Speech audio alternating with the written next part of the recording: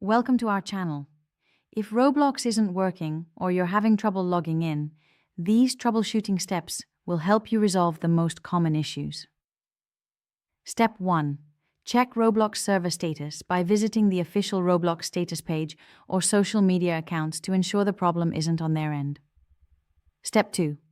Clear your browser cache and cookies if using the web version, or clear app data if using the mobile app by going into your device settings. Step 3. Restart your device completely, whether it's a computer, phone, or tablet, to refresh network connections and clear temporary glitches. Step 4. Verify your internet connection is stable and working properly by testing other websites or apps that require internet access. Step 5. Update Roblox to the latest version by checking your App Store or downloading the newest installer from the official Roblox website. Step 6. Disable any browser extensions or VPN services that might be interfering with Roblox's connection to their servers. Step 7.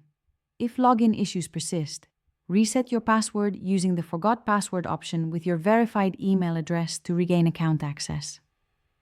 Step 8. Contact Roblox support if none of these solutions work, providing them with specific error messages and details about your issue for personalized help. Don't forget to like this video and subscribe to our channel.